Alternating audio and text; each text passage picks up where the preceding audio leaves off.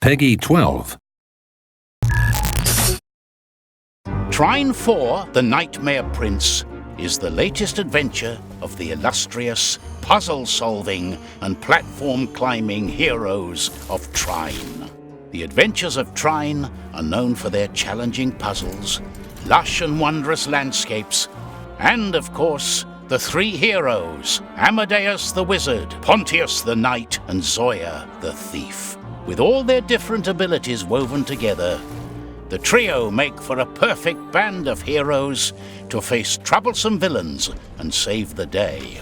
In The Nightmare Prince, the three are reunited once more to track down and rescue Prince Celius, a ward of the Astral Academy, whose nightmares have begun to come to life in the waking world, terrorizing anyone who gets too close to him.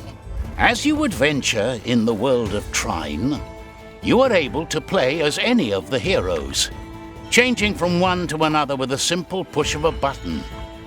You can do so even in mid-air if you find yourself in dire need of Zoya's rope or Pontius's sword. As the story unfolds, you'll discover that the clever heroes are able to solve puzzles in different ways, as there is not always just one solution to the conundrum at hand. Each hero has their own idea of how to best solve their problems, but when they work together as a team, they are even more undefeatable. For example, Amadeus may conjure his box and place it on a seesaw, and then Pontius can stomp on it. The falling box then catapults Pontius way up high. As the story begins, our heroes each have their own set of skills. Once you explore the world and defeat enemy encounters, you gain experience, unlocking not only optional upgrades to the hero's abilities, but also essential new skills needed to save Prince Celius. Amadeus the Wizard was studying at the Astral Academy when he gained his share of the mystical powers of Trine. He has never mastered even a tiny part of the fireball spell, which other wizarding students seem to learn in the blink of an eye. Instead, Amadeus has an innate talent for conjuring boxes, which he can also levitate. He can use these boxes to climb on, to hit switches, attach to spike walls, and stomp them down on enemies.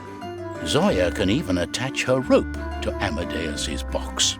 In the story of The Nightmare Prince, Amadeus unlocks new spells, learning to conjure other useful items, such as a metallic ball, which he can use to roll around on unfriendly terrain, or which can even be transformed into a wrecking ball with a little help from Pontius and Zoya.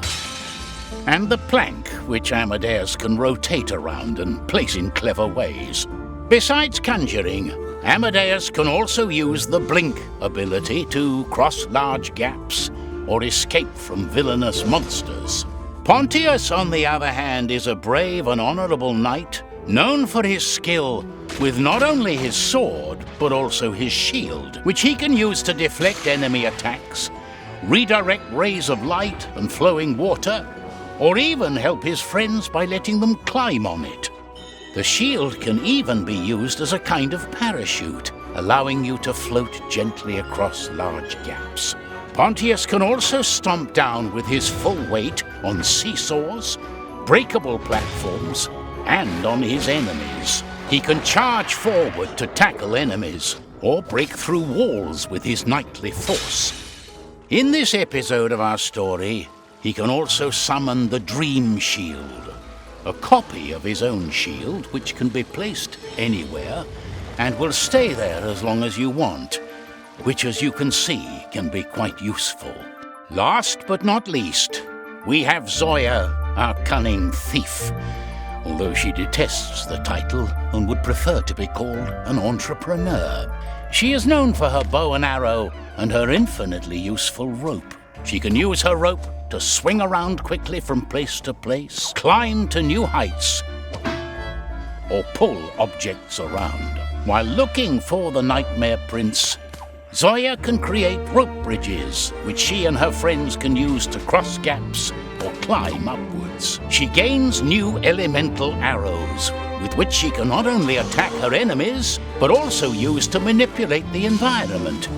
For example, she can freeze a volatile platform in place. Finally, Zoya will discover the fairy rope ability, levitating objects or even enemies tied to the other end of her rope. This will prove extremely useful for solving puzzles or making the monstrous nightmares helpless as they float suspended in mid-air.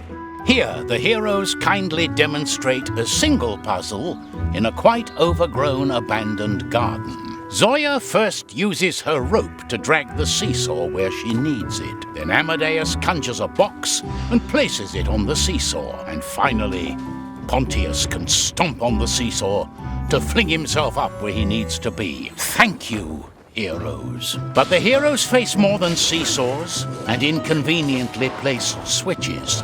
They will also encounter dangerous, nightmarish creatures summoned by Prince Celius. Fortunately, all of the heroes can now engage in combat when you make use of their new skills. Amadeus can throw his conjured objects at enemies, stomp them down to vanquish monsters, or use them to block attacks. He can also levitate monsters and throw them around. Who would have thought levitation was such a powerful wizarding skill? Zoya, of course, uses her new elemental arrows. The fire arrows set the monsters slightly on fire, while the ice one freezes them and objects into place. These arrows are particularly useful against elemental enemies. Our beloved entrepreneur can also learn how to fire critical arrows, which can cause devastating damage to enemies. With the fantastical new fairy rope, she can levitate her enemies and just watch them float away. And for a new defensive measure, she can now somersault out of harm's way. And finally, we have Pontius, a stalwart champion of combat. For defense, Pontius can point his shield in any direction and also deflect projectiles. His new lightning sword is a powerful weapon against the monsters, with an electrical shock that will leave almost any villain stunned. While his regular stomp works wonders at smashing enemies, he now has a powerful frost stomp, which freezes enemies and objects. And when he charges at enemies, he sends them flying across the room. This can help Pontius out of tight spots, should he ever find himself surrounded by more than he can handle. The heroes of Trine will need all these skills during their quest. Some of the perilous enemies they face will be their very own nightmares. While the road ahead turns ever darker, thankfully Amadeus, Pontius and Zoya can rely on each other as they face their nightmarish foes. You can now experience the magic of Trine in 3 different ways. Solitary adventurers can embark on their journeys in single-player mode, choosing which one of the heroes you want to play as at any moment. You'll of course need to switch between them to make the most of their unique skills in different situations. As with previous adventures of Trine, there will be a classic cooperative mode where you and your friends all select one of the 3 heroes. However, only one of each hero can be present at the same time, working together in search of Prince Celius. And now, for the first time ever, in Trine 4, you'll be able to go on your adventure with up to 4 heroes in the unlimited mode, with any combination of heroes you like. That means if you want 4 Pontiuses to ride pumpkins into the sunset, you can do exactly that. I hope you've enjoyed this short tale of what it is like to experience the magic of Trine 4. Now, it's up to you to find Prince Celius, bring him back to the safety of the Astral Academy. Trine 4, The Nightmare Prince, and Trine, The Ultimate Collection will both be available on October 8.